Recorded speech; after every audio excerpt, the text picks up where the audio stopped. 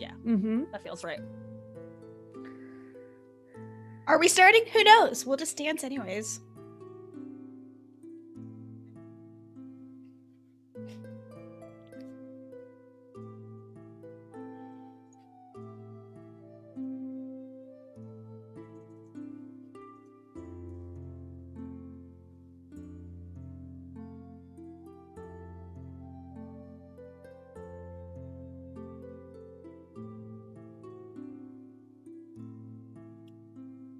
Hi, I am the other Tracy. I am yet the other Tracy. My name is not the most common name. So I remember when I first encountered Tracy on Twitter, I was so excited to encounter another Tracy. But now when we do things like this, it just gets confusing. But anyways, so my name is Tracy. I'm one of the cast members on the Broadswords. I play the High Elf Bard Skald Keela, and you can find me at Tracy Soar on Twitter.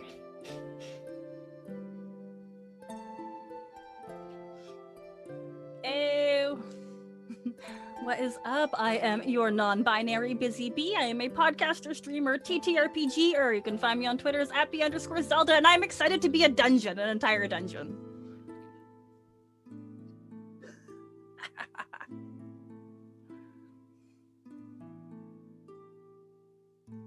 Hi, I do not have the same amount of energy as B, but I am the producer and DM for the Broadswords. I'm also community manager for Cobalt Press, and I am thrilled to be here. I don't stream often, so I'm excited to be here with you because I really enjoy you, Tracy.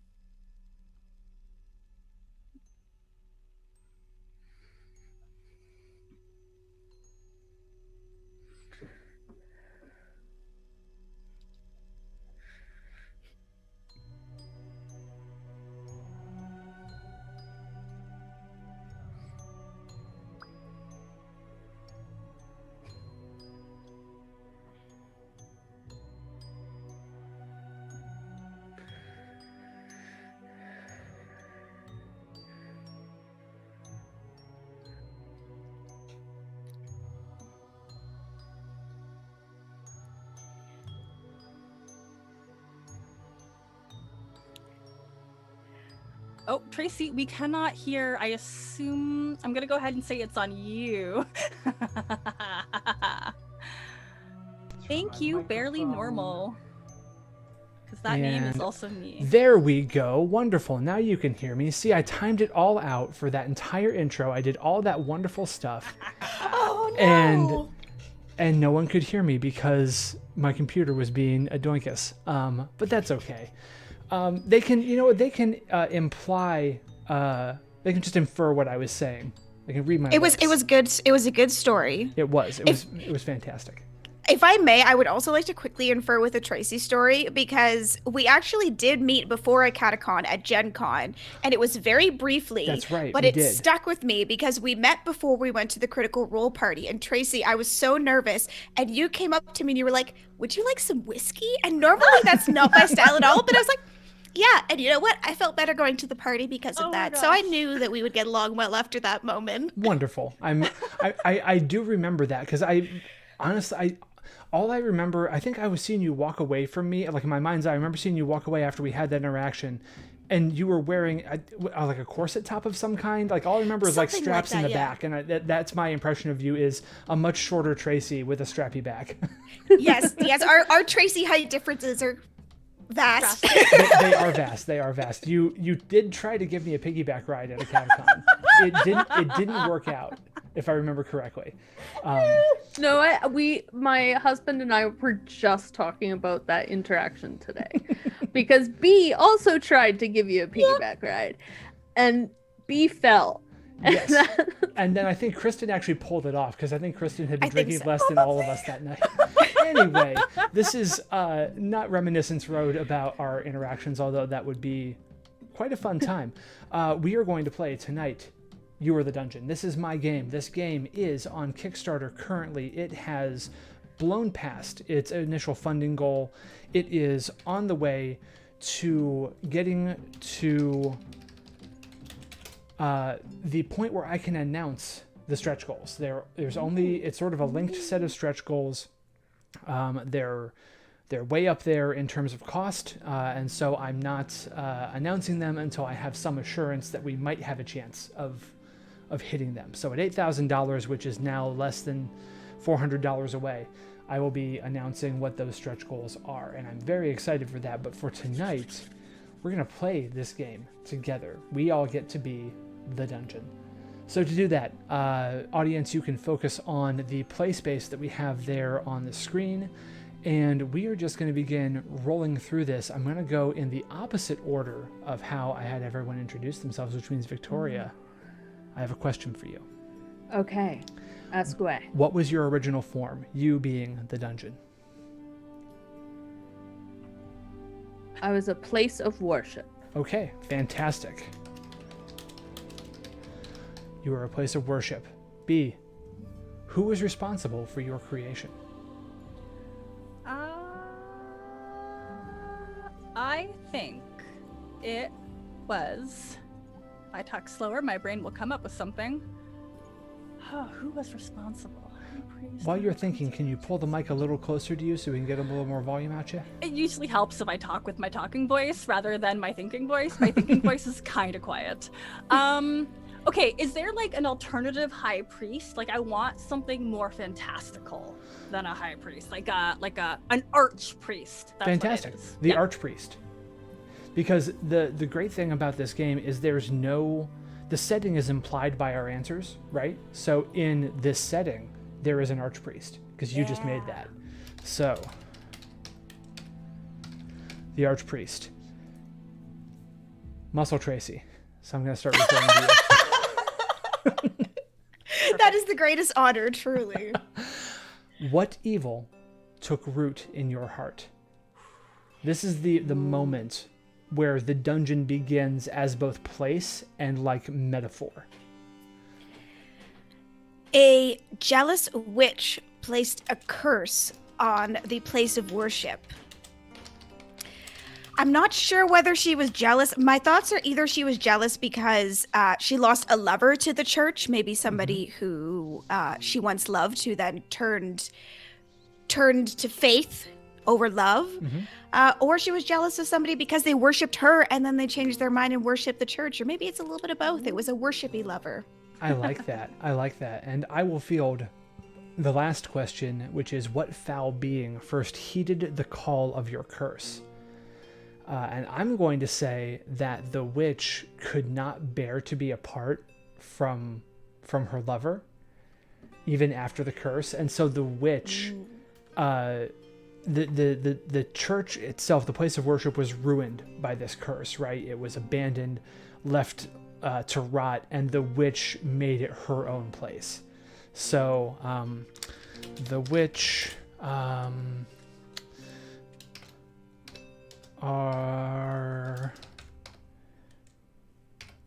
Arbethia. Ooh, yes. Ooh. So now we can move to slide 2, the dungeon, and all of us can draw something. We can to just sort of represent the starting point of this now desecrated place of worship. Just so everyone doesn't get nervous about drawing a thing, because drawing things is a nervy thing for some folks, here are the instructions from the game itself. Make it not complex. Remember that inchoate wickedness is often simple in its allure. So, that is your guidance, and I am going to kick things off by just picking a shape here. We can all do this at the same time as well. We don't have to wait on anything, but I'm going to choose that, and I'm going to call this the Unholy Altar, which I'll spell correctly. And spell it how you want. We're going to make it black. We're going to give it a purple border, and I'm going to make the text I'm white. double clicking it like it's InDesign. Like, that's not how this works. No. Yeah, this is a lot simpler than InDesign. If you do double click the shape, it'll let you type So that's a thing. But if I double click, oh, ha ha ha. Yeah. Ha. That way your text box can be associated with the shape and not. Oh, hello, all of the chatters I see between the worlds over there. I see Faeforge Academy. Thank you all for tuning in to this stream of You Are the Dungeon. I really appreciate it.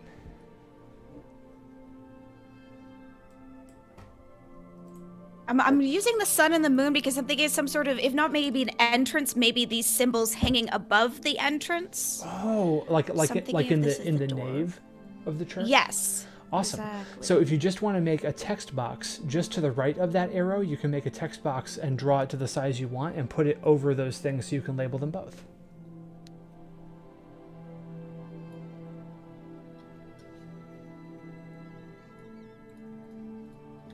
I've decided I know what I want to draw. Yeah. How do I do it? Oh, Tracy, that's beautiful. Oh, thank you. I wish that normal drawing was like this. This is why I use this, and, I'm not sponsored by them. I can say what I want to. This is why I don't use Roll20. Because doing this on Roll20 is definitely a possible thing. It is also a lot more complicated than just doing this. How do you make them colorful? Oh, I figured that out. Thank you. Yeah, there's a little fill tool. Yeah. Mm-hmm. Ooh, I'm liking this scroll too. Yeah. It's gonna be some curtains, because every religious area needs some fancy curtains to cover up those beautiful stained glass windows. Yeah. It's true. Who wants to see that beautiful stained glass anyways? Cover it with curtains. Mm-hmm. Or perhaps did the witch create the curtains as part of the curse because she didn't want the light coming in. She didn't want that beautiful stained glass. She had to cover it right they're up. blasphemous tapestries. Oh, yes. That's what they're called now. I saw the blasphemous tapestries at Bonnaroo once. It was a good show. I love it. Text tool, where are you? Oh, we said double click, right? Yep. I think I'm taking that band name. Tapestry? That's a word I've clearly spelled multiple times in my life. Thanks. You're welcome. Oh, it's legible now. Yeah. All right. So this is the inception of the dungeon. This is what we know is around right now. We now move to the foray phase on slide 3. As I mentioned to you before this, I'm going to begin drawing tarot cards and figuring out who these adventurers are based on their dispositions. Muscle Tracy, would you roll a d10 and add 3 to it, please? 6. 6. So we have 6 adventurers entering the dungeon for the first time. I'm glad I didn't roll a 1. We would have added 3 to it, so it would have been at least 4, right? You can have at least 4 adventurers and a maximum of 13. That way you always have at least something interesting going on. So while I'm calling out and pasting in these dispositions, you all can begin filling in names however you see fit. Our first adventurer is the 5 of Cups. The 5 of Cups is a grieving laborer. I really like the art on those tarot cards, by the way. This is the Shimanet Tarot. It is the only tarot deck that I own. It is absolutely beautiful. I love it a lot. The only thing, it has a few different things. It has some major arcana that aren't in a standard deck, and it uses, staves instead of wands and discs instead of pentacles. So I have to translate that in my head. It also uses a prince and princess of the suit rather than the page and the knight. Okay. Right. Yeah, so the 3 of Swords. The 3 of Swords is a restless cut purse. And I will go through and format all this when we're done filling everything in to make it look nice. Then we have the Chariot. The Chariot is a suspicious scoundrel. This is a very ill-fated group so far. We then have the 2 of Swords. The 2 of Swords is an indecisive soldier. Then the Queen of Cups. I try to hold it still enough so my camera will focus on it, but it doesn't always. The Queen of Cups is a compassionate chandler. And last, we have Love, or the Lovers. Ooh. Oh, And attached at the belly. yeah, and that one is an amorous poet. So this is our group of adventurers. I love Horatio. Yes, I'm really enjoying these name choices. I mean, I'll give you one guess to figure out which one I named. Charlie? Yeah. I am a simple person. Yeah, and Between the Worlds, you are exactly right. You could just use this method for creating NPCs. It is designed to give you the framework for telling a story, and you can add as much or as little detail as you want. In this quick stream we're doing, we're not adding a ton of detail, but as we started to describe the witch and why she placed the curse, like, you could just write all of that, right? And that could be backstory for your game. It's really cool stuff. So now we are going to go through and we're going to figure out the fates of these people in the dungeon. Now, this is a very old school, brutal style dungeon, right? It is not, everything is horrible and awful. So even something beautiful and good is made horrific by the context. Victoria, would you please roll a d10 twice and tell me the results separately? These are fiasco style tables. 1, 8. 1 and 8. The top level category is Temptations from the Depths. And 8, the fate of Philandrius, our grieving laborer, is forcing open a gate, long rusted shut. Right? So if we want to go into what the nature of that gate was, right? If we want to add context within this desecrated church, we definitely can. If we would just want to leave that there hanging as it is, we can do that too. Whatever feels good to y'all. I was thinking that perhaps since it's the first foray, maybe it could be the opening gate, like actually trying to enter into the dungeon. It's a majestic heckin' gate too. Like, especially if it's the first gate you stumble upon, that's where a lot of the money went into. Yeah, all the money they collected where you put in the money in the hat or the thing that passes around in the offerings. Yeah. But we go to church. Yeah, totally. Fantastic. B, go ahead and roll 2d10 and tell me the results separately. 8. 4. The category is All That Glitters. And the event, the fate, is a gold-handled dagger for Propot, our restless cut purse. I feel like it's maybe just the name, but I like the fact that it's a dagger for the cut purse. Yeah. Anyways. I think maybe they found a gold-handled dagger. This was a ceremonial dagger. Oh yes. Is this pre-desecration or post? That's a good question. Pre, but then defiled.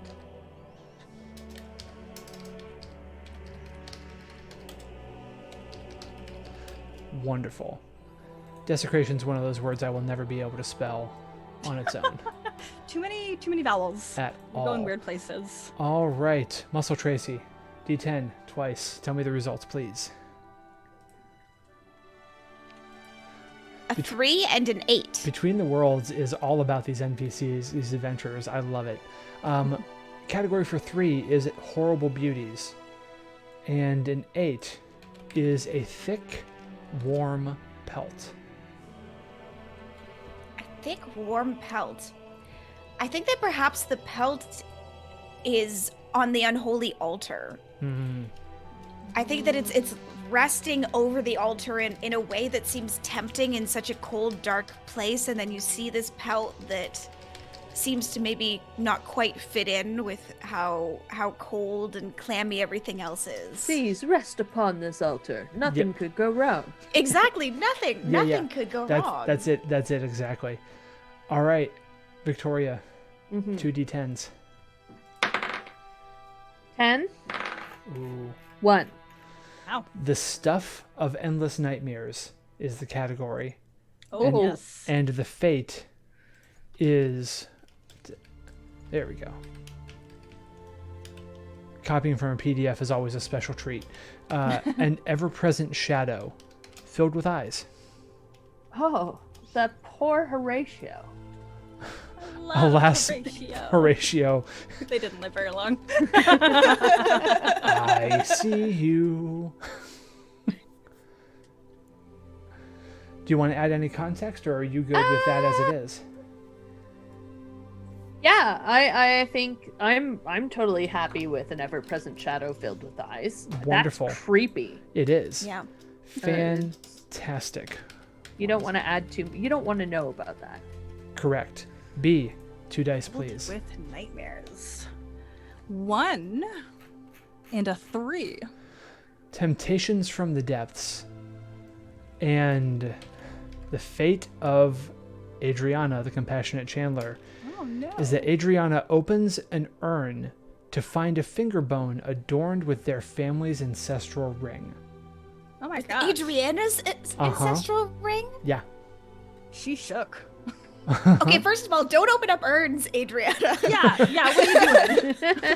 Why That's not very did you respectful. open the urn? What are you doing? Also, you're compassionate. You're supposed to know better. It must have been a really good looking urn. Mm-hmm. Yeah. You gotta earn that. Ah. All right. thank you. Is that enough context for you, B? I think so. That one's pretty detailed on its own. Yes. All right. And then, Tracy, go ahead and finish us off here. 2 10s twice. 2 10s twice? A That'd be 4 6 and a 9. Nice. Nice. Category is Torrents of Sorrow. That took me way too long to figure out. And the event is a school of eyeless fish dead and stinking on the floor. I feel like this has to be connected with a shadow filled with eyes. Like, is the shadow filled with the fish eyes? Oh no, their eyes on the side of their head and they don't blink, and if they do, it's like this weird sideways watery thing. Mhm. Oh. Oh, So, that's true nightmare. The eyes of the fish are in the shadow. That's actually going to give me nightmares.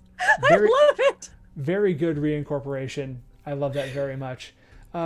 Victoria, Yes. roll a d10 and whatever number comes up on it, put a 0 after it. 90. 90% of these adventurers do not make it out of the dungeon. Oh no. Horatio better live. So We're this rooting for you, is Horatio. this is all our decision, right? So we have 6 adventurers times 0.9. That means only 0.6 of an Does adventurer someone lose makes a it out limb alive. as well? Does the last survivor So- lose a limb? Loses something, right? They leave less 40% of their original self. Would you consider an eyeball worth 40% of Or maybe part of their mental well-being. Yeah. Seeing all 5 of their friends die? And Yeah. fish Yeah. eyes everywhere and shadows? Yeah. So who leaves a shattered person? I think Oh, it's not Horatio. Adriana because she had to go and poke around in the urn. Yeah, bad things happen when you open up urns. Okay. I like the idea of Horatio because he's the one who's haunted by the eyes. Oh yeah, he'll never stop seeing them. Yeah, that's Yeah. why he leaves less of a person because Alright. now he's haunted. So I use dark gray to represent made it but not whole, and everybody else gets marked out. Oh dear. Propot. Oh, We never Propot. got to know you. You were almost I'm my sorry, second favorite with the Propot. dagger, but you know. Alas, pro-prot. I hardly knew ye. So, the adventurers have come. They've had their time. They have gotten their riches, or attempted to. And bye, puppy. And only Horatio made it out. The time of the fallow season is upon us. I ask you, the dungeon, we can answer this together. What bright thing was left by the adventurers? This is on the 4th slide. What bright things left by the adventurers? So, like, I couldn't see the finger because that was technically already in there. wasn't left per se by the adventurers. Could have been. Hope. Ah, Wonderful. Oh, that's so so dark. sad. How have we turned its brightness into corrupting shadow? I mean, when there's fish eyes staring at you from the darkness in a holy place that you once considered safe, and now you have to reconcile the fact that it's cursed and haunted by some kind of fish demons, it's a lot to take in sometimes, and that kind of leads to corruption. I couldn't summarize that. I'm so sorry. That's okay. So we've taken their hope, and now we know that this place is only a place of tears. Yeah. Like fish tears. Yeah, and anybody who tries to go into this place after this, the first thing they're going to see is a lot of dead fish and a lot of dead bodies. Can you imagine how bad that would smell? Oh yeah. Yeah. In the years since the adventurers, who or what has taken up residence inside of our desperate passages? I have an answer, but don't let me answer. Now that just makes me want to hear your answer more. I know, me too. You have to was answer gonna- now. Shark with feet. Okay. Like, that's not a good answer, which is why I wanted So- the professionals to I was answer gonna first. say Horatio. Oh, does Horatio come back and get mutated into a land shark? Please? And there's still, like, if Horatio had, like, a telltale scar, like, across their nose or something, and that Yeah. shark has the same little scar across their snoot. It's We right. all It's a know. perfect one like this. Like, Yeah. Yep. Does that work for everyone? Yes. Yes. 100%. Yes. Thank you. I try to be serious, I promise. Oh, serious doesn't have to happen here. If anyone's seen any of the other streams, like, no, none of it stayed serious. Okay. I mean, Horatio is now my best friend, so, What did the new resident add to our structure? And what price did we extract from them? What can Horatio the land shark add to this structure? Whatever we want, right? So think like big, brutal evil. If you come here as a resident, right? If you are the next monster to be in the dungeon, you can add whatever you want to, because suddenly you are a denizen of the dungeon. So if it's a pond to swim around in, Oh gosh, don't take my answers. it could be it could be an entire lower cavern that connects to an underground river that was under the church originally. Maybe a room of mirrors. Why a Because room that- of mirrors? I want to hear this. So that he can always see the eyes that are watching him. Oh, Horatio. A room of mirrors to always see the eyes. And what price did we extract from him? I mean, he's a land shark now. Yeah, the last of his humanity. Okay, but is that a price or is that a gift? You know what? It's fine. It's a price. Okay. I think building a room of mirrors to always see the eyes is a price in and of itself. But yeah, the last of his humanity, for sure. Cool. Now we move back to slide 2, to the dungeon, and we get to add to it again, for in our time of fallow, the dungeon grows and expands. If you want to put something on a different level, just let me know and I'll duplicate the slide and label it tower or basement or whatever, right? I like the idea personally of the room of eyes being on a tower. So I'm going to make that. I'm just thinking, like, with it being on a tower, it's kind of like a room of eyes watching the land around us. With all the mirrors, too. Yep, that's exactly right. Creepy. Horatio, poor Horatio. Right. So I'm doing that on the slide above, and we're going to call this the All-Seeing Tower. Nice. Gruesomely fitting name. Yeah, what else gets added? I mean, it can be anything. We all get to make an addition. So I know we kind of talked about having a pond, so I'm thinking of adding maybe right in the center of the room of mirrors, like a very shallow pond, or even like a pond, not quite a pond, but maybe even on a raised. Sorry. I don't know how you did that. wow, that's impressive. I'm erasing. All right, there, Tracy, I moved the text on the all-seeing tower up so you can have room to put the pond in the middle. Excellent. B, if your heart wants sharks with laser beams, then put in sharks with laser beams. But where do they go? And okay, I'm thinking maybe they're like koi fish with laser beams. Okay. You know, that way they're both beautiful to look at, but wildly deadly. And where did they get laser beams from? Nobody knows, but they've been here for so long that nobody questions it anymore. You have hit upon the heart of the dungeon, right?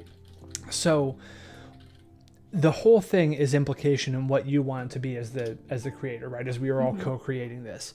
But the idea, if you think back to like classic Dungeons and Dragons style modules, like the Caves of Chaos, right? There's no rhyme or reason as to why all of these things are in these caves and they haven't like tried to clean each other out of the entire area.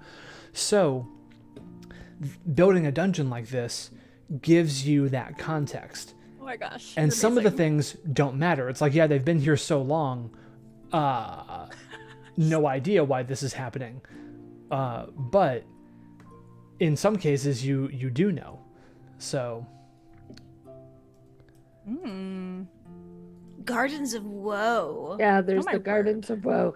It is actually on the second story. Oh, nice. Like on a balcony, but they brought in and there's like raised beds and all that kind of stuff in there. But it's not very pretty inside anymore. It's very creepy. There we go. Now the pond Sounds reflection like a good place can to be visit. seen. Okay, which one of these shapes best represents a fish? I think this shape. They're a fish shape? No. Arrows are now my fish shape. Yeah, that's what I was gonna say. The next closest would be arrows. Look at this little fish go.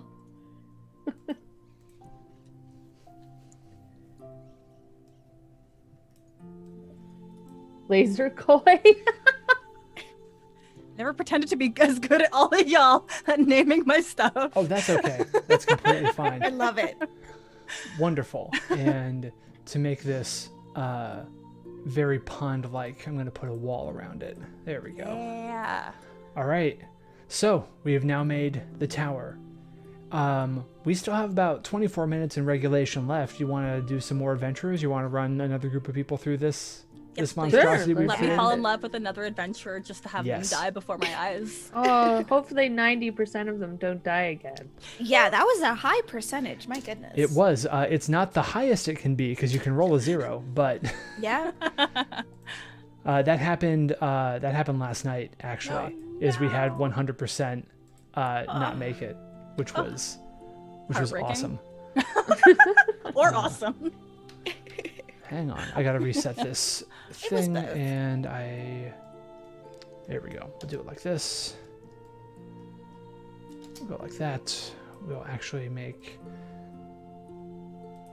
a highlight color. That's why I couldn't see it. We need black text. There we go. Yeah, all right, B, go ahead and roll the die, the D10, and add 3 to it, please. 7. 7 adventurers this time. Same as before. I will start drawing fates and labeling them in there. You all can put some names in. So next we have a 9 of Wands. The 9 of Wands is a faithful thresher. The Prince or Knight of Swords. It's a sword-heavy night tonight. The Prince of Swords is an impulsive forager. The Queen of Wands. The Queen of Wands is a joyful steward. That one's you, Tracy. I don't got a name for that one. The 3... Can they please all other names start with S? The 3 of Cups. All right, The 3 of Cups, the 3 of Cups, the 3 of Cups is a friendly minstrel. Ooh, you got a nice friendly name. The Prince or Knight of Cups is an idealistic porter. I got the perfect name. The Queen of Swords. The Queen of Swords is a complicated worshiper, which makes sense for this place. Yeah. It's getting more complicated by the minute. And last, we have the Star. That one's really pretty. Yeah. And the Star is a devout beggar. That's a job. My goodness.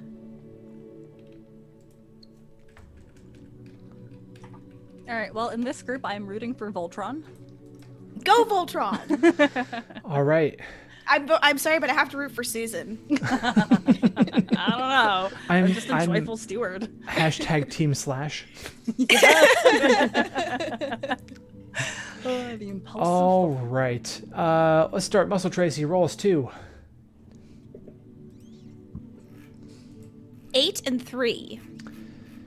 8 and 3. That is all that glitters.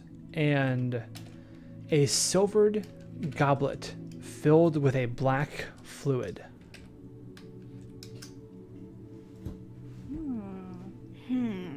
And who was this for again? This is for For Steve. Steve. If it was Slash, I would say Slash would drink it as an impulsive person. But I think that Steve, as a faithful person, I'm going to interpret that they're a little kinder to it, I guess. I'm going to say that... They pour it out. Yeah. Or even Like just... a sensible person. Oh, look. A treasure. I think so, yeah. I think that's exactly what happens. Steve picks it up, goes, treasure! Dumps it out. Keeps goblet. Heck and Steve. They're rational. All right, Steve. Right. Cool. Victoria, go ahead and roll twice, please. 8 and 10. 8 and 10.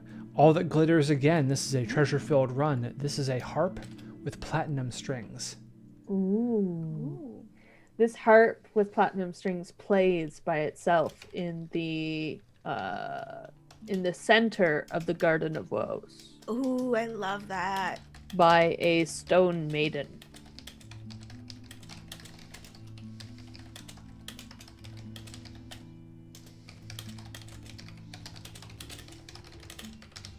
Haha. Plays on its own in the center of the Garden of Woe next to a statue of a stone maiden. B. 2 dice, please. Oh god, is that a 7 or a 1? That is a 7. 7 and 8. Diminishing returns. A maze of tunnels, all alike. No. Poor Susan. Oh gosh. They were so joyful, and you can just it's palpable, their sadness, as it becomes more and more tangible as they try to travel down these mazes. And I think, there's always going to be the echo of Susan's laughter inside of this dungeon. Nobody knows where it comes from anymore, but any who dare approach those mazes will hear that joyful steward's laugh until they themselves are lost. Yeah. That was amazing, but Susan! I know, Susan! Tracy, go ahead and roll twice.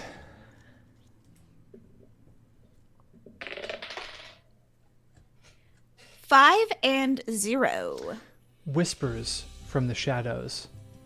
And Viviana, the friendly minstrel, hears a secret that promises eternal bliss. This could just be my interpretation of minstrel, but I always imagine minstrels as being people who maybe would follow this promise of eternal bliss. Mm-hmm. I think that maybe she hears the voice and she chases it, and she chases it no matter where it takes her. Perhaps into the maze of tunnels. Oh no. Wonderful. Oh no, poor Susan. All right, Okay, Voltron. go on. Victoria, Voltron, Victoria, Voltron. I'm rooting for Voltron right now, so Victoria, 10 roll well. and 9. 10 is the stuff of endless nightmares. Oh, good start. Number 9 is being trapped underwater, feet encased in leaden boots. Whoa. R.I.P. my Very friend. specific. Voltron, no! Barely knew you and you're already dead.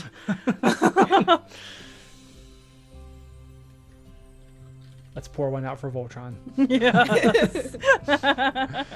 B, go ahead and roll twice. 6 and 2. Torrents of Sorrow. And number 2 is battling a horde of animate corpses. Whoa, this is our heckin' complicated worshiper. Mm-hmm. You know they are complicated because all of a sudden they are able to summon this giant greatsword from their back, and Venus proceeds to kick ass. It doesn't make any sense, and the power that they are able to summon from whatever deity that still resonates within this dungeon is probably just so next level. Venus, my queen. We all stand Venus. Yes. And Tracy, roll for Jax, our devout beggar.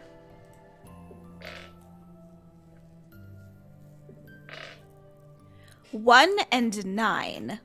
Temptations from the depths. And apparently, there is something hidden under this church because Jax loots. Whoop, hang on. Get that away from there. Jax ends up looting the dusty tomb of a king. I mean, Jax is a beggar. Mm-hmm. Perhaps they've fallen on hard times and went into this dungeon for that, and they see a tomb and they see a potential opportunity. Yep. Poor Jax. But I will say, so far, we're looking at some difficult factors in this dungeon. You know, we've got some animate corpses. I wouldn't be surprised if the king is an animate corpse living in that tomb. Yeah, That Jax wakes up. Well, Victoria, it falls to you once again. Roll the die and put a 0 behind it. I got 90 again.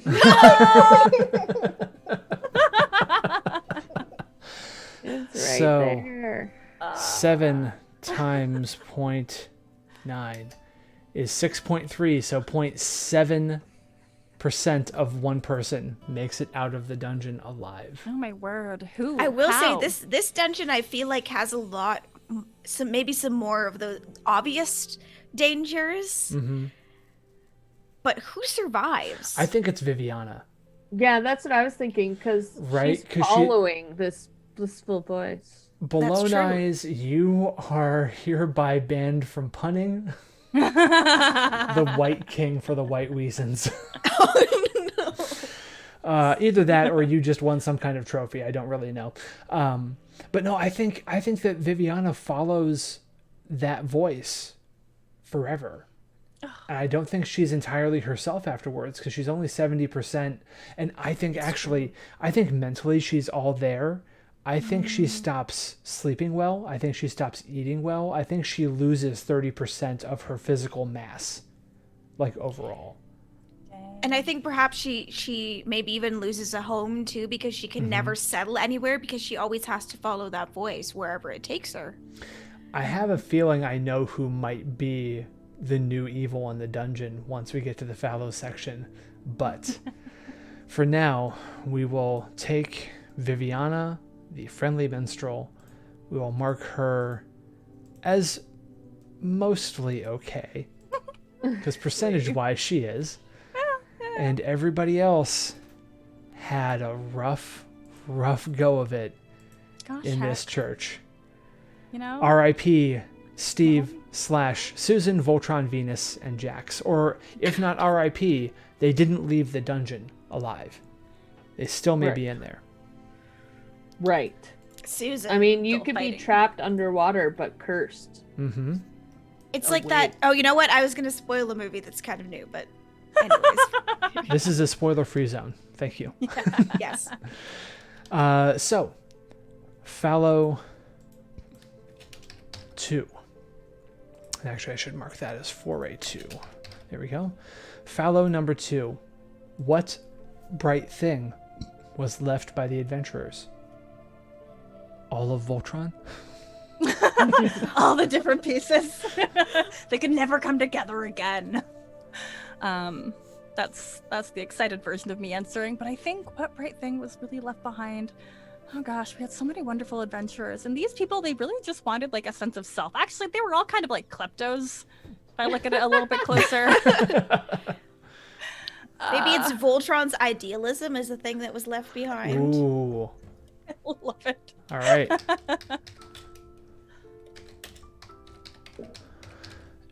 And how did we turn that brightness into corrupting shadow? Is there now like does depression hang over this place like a wet blanket? Like when you walk in there, is there just a malaise? Yeah, There is, but also there's the koi echoing- pool. Oh. Because that is where Voltron is stuck at the bottom of. And you Yeah. just have this desire to wander into the pool and never leave. Yeah, Right. totally normal feeling, you know? Mhm. Nothing wrong with that. And then Just the a laser crushing kois feeling. get you. Yes. Yep. They're hungry. In the years since the adventurers, who or what has taken up residence inside of our desperate passages? All right, so our previous Horatio is gone. Yeah. We're just roaming about. We're not clear. Mm-hmm. He might still be up in that tower of mirrors. Mm-hmm. Yeah, and not uncaring about what happens in the rest of the dungeon. Mm-hmm. Does Viviana return? I think she's always striving. Okay. I think Yeah. she's always journeying, always finding, always trying to obtain that thing just on the other side of the fence. Mm-hmm. So what does make it into this place?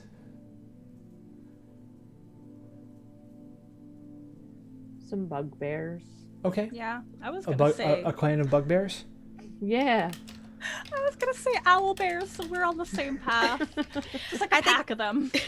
The thing that ultimately is able to make it is the thing that won't be tempted by the laser koi or by the voice of Susan pulling them into the maze. Mhm. Well, the bugbears are definitely gonna eat those koi fish. Laser or not, it's gonna happen. Yeah. There might be some lost, but there will be some who survive. Yeah. So.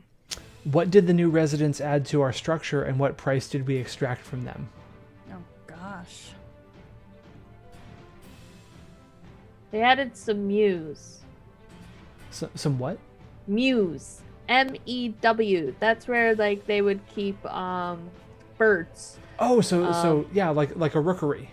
Yeah. If it were, I thought you if meant it were like meowing ravens. cats Yeah. followed them No. into the. I was thinking dungeon. MUSC, like the thoughtful muse. Mhm. Oh, okay, I so appreciate everyone's different interpretations. so they added an aviary. Yeah. Okay. Aw. They added an aviary, and what price did we extract from them?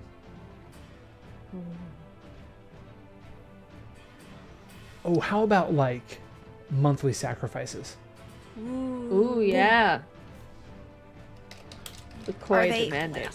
Are they bird sacrifices and I think so it's are they built a rookery? I think it's up to the bugbears to figure that out, right? Yeah. And that's part of the problem. Okay, Sometimes well then it's a bird, sometimes it's a koi fish. Who knows? Yeah. Then at the end of this second season of Fallow, we return to the dungeon and we add to it. I am going to make the dungeon level 2, and I'm going to make the maze. Because I think that hangs out down at the bottom of this entire thing now.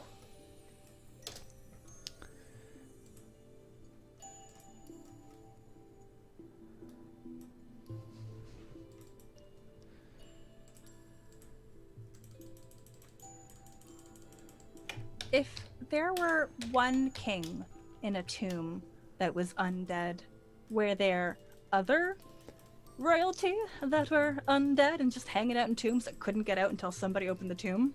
I think that's entirely possible. I mean, I was imagining, when we came up with the concept of the king, I was imagining the animate corpses as perhaps the king's followers or kind of protectors. It's true. What about, did they have any children? Did they have a partner? Ooh, I love creepy undead children. They could be adult children. Oh, if that's okay with everybody. Just like 6-year-olds, who've got like torn clothes. And Yeah, so there's the crypts. Yeah. All right. Yeah, a good crypt. Yeah, add some good crypts to this place. Okay. Roll out the barrow. Thank you, Balloon Eyes. Tracy Victoria, what are you going to add to the dungeon? Well, I was gonna add the muse. Oh yeah. Yeah. Is that going to be up on the tower or? Yeah, that will be up. Further up. Nice. Let's see. Shape.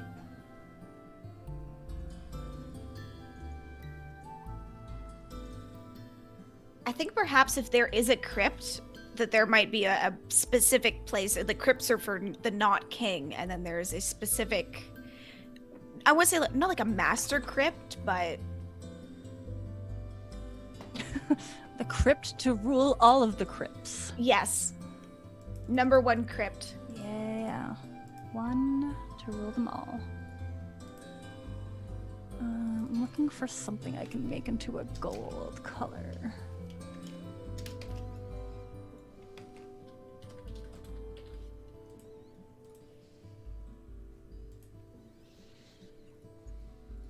I wouldn't want to go here. No. I'm officially terrified of this place. We're also not foolhardy adventurers. We're the dungeon, baby. Ah, yeah.